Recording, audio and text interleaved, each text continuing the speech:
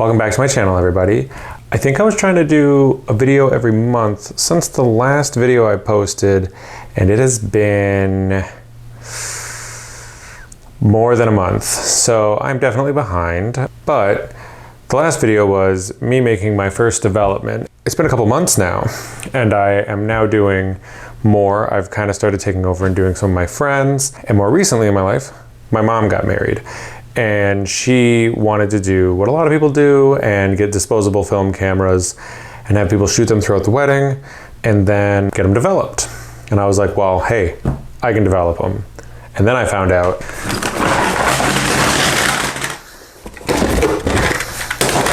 there were 20 cameras, and out of those 20, 17 of them got shot. I've already removed the batteries, the film. Let's remove this. All right, so once you remove the film, make sure to remove the batteries. So I never knew what was inside of a disposable camera. It never really cared to look. And then when I offered to do it, I was like, I need to figure out how to do this. Luckily, it's just a film canister. And I'm just kind of surprised that they do 27, because this film canister isn't any smaller than a regular film canister, at least as far as I can tell. And so you would think the normal number is 24 or 36. But these are 27, so if you know why they do that, let me know in the comments below. But yeah. So I started a new batch of chem for this. I developed my own film first because I was a little greedy, wanted to make sure that like 6 of my rolls came out before I did this, which means I'm about to develop 17 rolls on the rest. What you see here is 15 rolls already developed, and I have the last 2 to go. I felt like I wouldn't bore you guys, but it did take me like a number of days. I ended up running out of clips to hang these up, so I could only do at most 8 rolls at a time, and then I had to scan each one in, so it's kind of a pain. We have 7 hanging, 1 currently scanning, we're 8 deep. What I do is I usually pull the film out, and then I load them up so that I can save these canisters. I know some people will destroy their canisters, rip it open, whatever. That's not what we're doing here today. That's not what I did for the last couple days, but this is what I do. All right. This development is number 21, 22. Let me think. I did 6 plus 15 is 21. So this is technically 22, 23. So I use this cheat sheet, but the cheat sheet only goes to 20 rolls. But based on the math of this sheet, I hope I really put it on this side. It'd be funnier if I put it on this side. Based on the sheet, pretty much it's adding 4 seconds-ish every development per roll. So since I'm on 22, 23, I would be doing pretty much 5 minutes and like 5 seconds. So let's get started on that. Standard development, you got this. This is, usually I use this big guy. He does 3 rolls or 2 120s. Today we're just gonna use the small one because I only have to do 2 more rolls. I don't really wanna potentially risk any more rolls and overdo the development. But the last rolls I did, which were numbers 19, 20, 21, those ones turned out just fine. This chem is only 2 weeks old. If the chem's been sitting for like a month, 2 months, don't do it. Do a snip test, make sure that your shit's good. So anyway, yeah, 2 reels, middle spool, top guy. I don't know technical terms. One day I'll look those up. All right, this stuff all gets tossed together. I need a pair of scissors, my 2 rolls. Boo-doo-doo. So I toss all that in here. This bag, zip on the inside, zip on the outside. I usually curl over the bottom to make sure it's good. Take off your watch. Odds are if you're wearing a smartwatch, this thing's got lights on the back of it. Didn't really think about that until I put my hands in one time, and then I was like, this is incorrect. Luckily I didn't ruin any film. Put that off to the side. Arms, okay. What am I doing currently? I'll narrate it for you. I'll put a little picture on the side showing what's going on inside the bag with bag cam. It's always a classic. All right, so here's the fun part. You always end up rattling some stuff around and you're like, where the fuck are my scissors? And then you cut a finger off and then it's a whole bad time. But anyway, you cut off that little nub.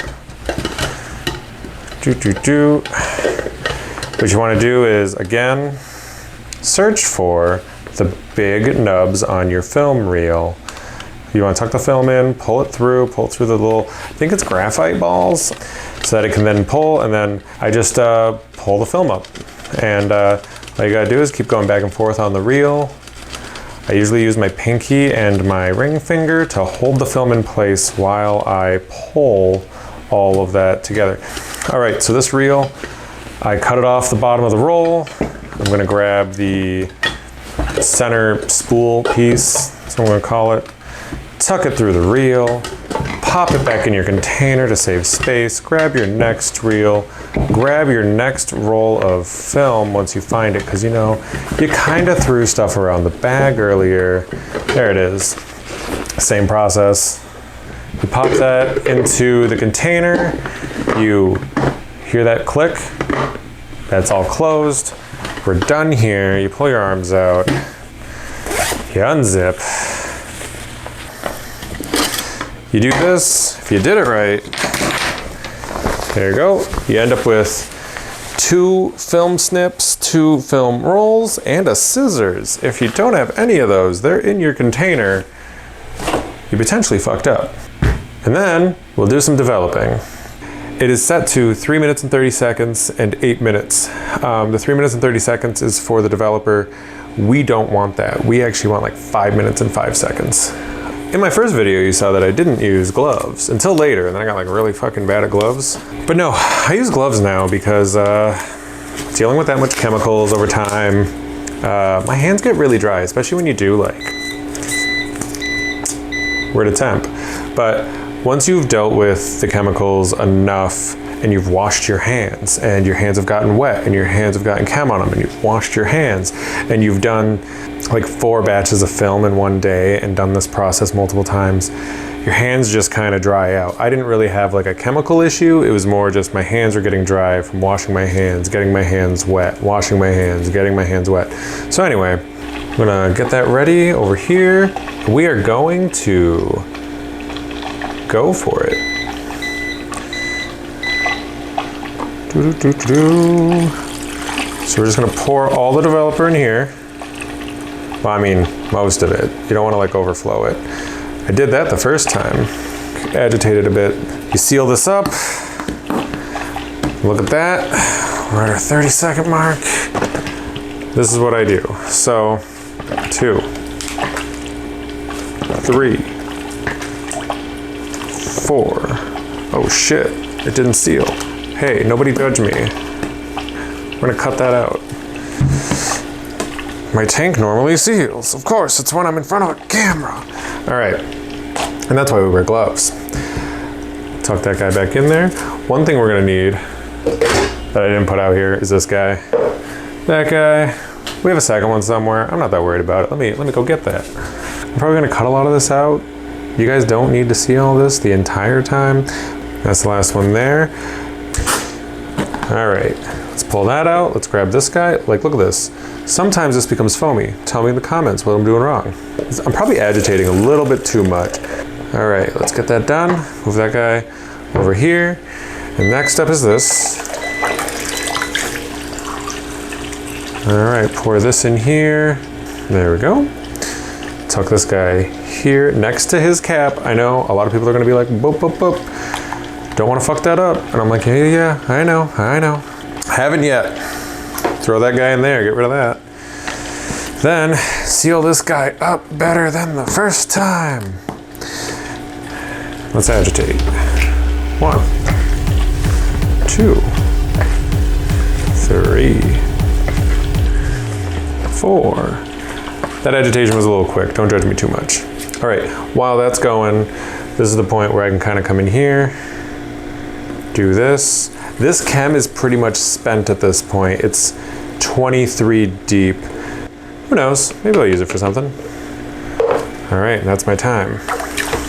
I'm gonna retire this chem. I have a whole new bag of chem I gotta make. And I have 8 rolls of film from somebody else, 3 rolls of film from somebody else, and like 3 rolls of film for myself. So already, I'm gonna go through that chem pretty quick. All right, and then this is the end of that. You know what I forgot to do?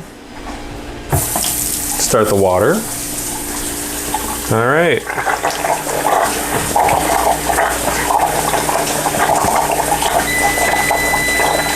Three, 4. So what we're gonna do here is, I'm just gonna shut that off. We don't really need that anymore. I'm gonna take this. What I like to do with this, now that I'm done with it, just drop it in there and give it a rinse. This is my clean jug. We're gonna dump this in here, my blood, photography blood. I don't know if you guys shake yours, but I do.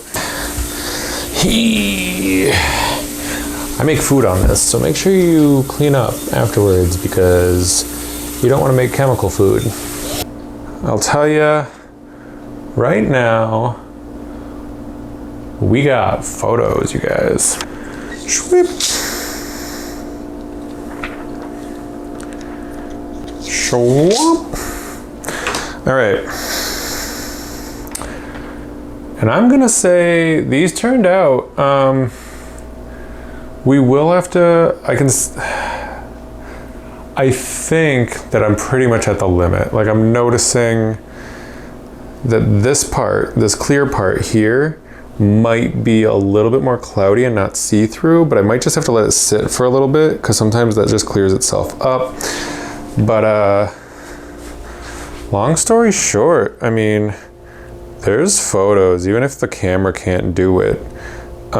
They exist. That's film, and I will meet you at the computer. All right, everybody, so we're at my desk. Let's go look through these and see what we got. I labeled these kind of weird. Camera 00 is technically camera 1. It's whatever. I technically had it as camera 17 because chronologically it ends at the end. My mom had a small little fire in the backyard, and but for this I put it as 00. So I mean that maybe helps some people. I don't know.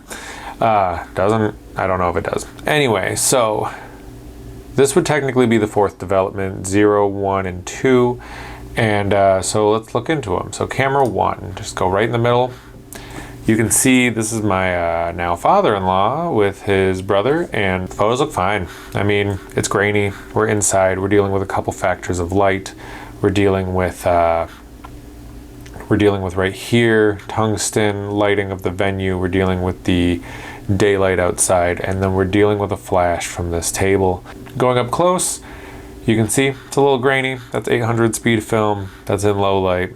It is what it is. I would say sometimes you get like a color degradation, some issues with that where there's like color shifts. It's too early in the process, but this is kind of the standard. This is what we got going on with the amount of grain and whatnot. We're gonna jump. We'll go camera 7, pretty much middle of the road. Camera 7, we got the bartender. He was pretty chill, he was pretty fine.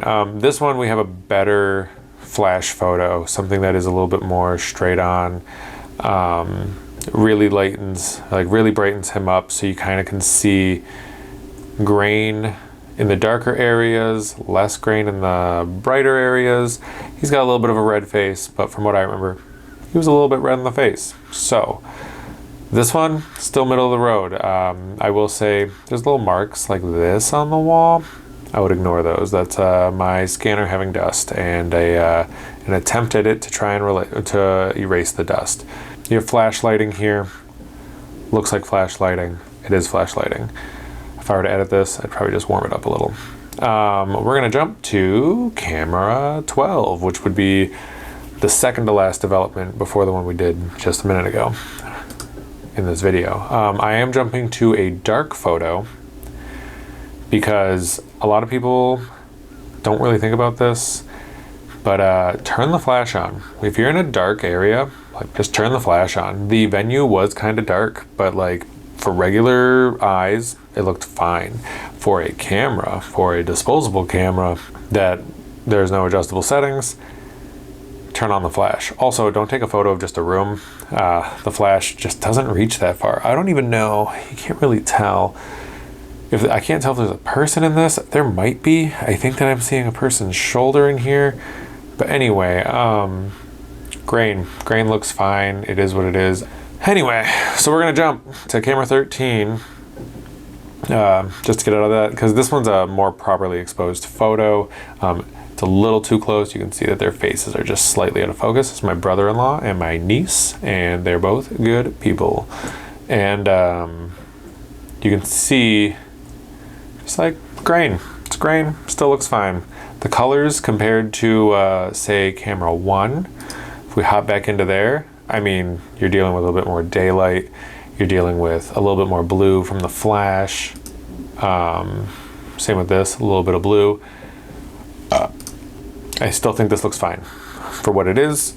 I don't really see any issues with like the film, a color shift.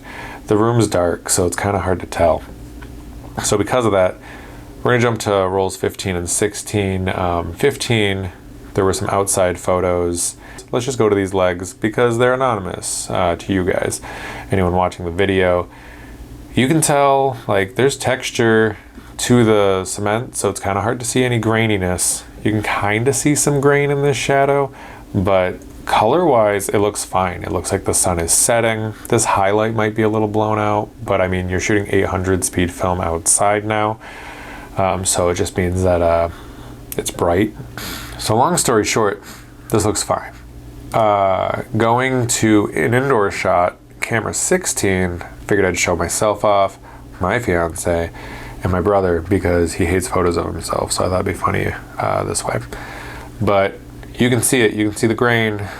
There's a little bit of grain. I mean, it's dark, but like skin tones, they look fine. I'm generally a little red in the face, especially when I drink. I'm gonna say my brother is too, only because we're related. But she's pale. She's just a white lady. That sounds terrible. You can tell the colors look fine. The background is maybe a tinge of like a blue or a green.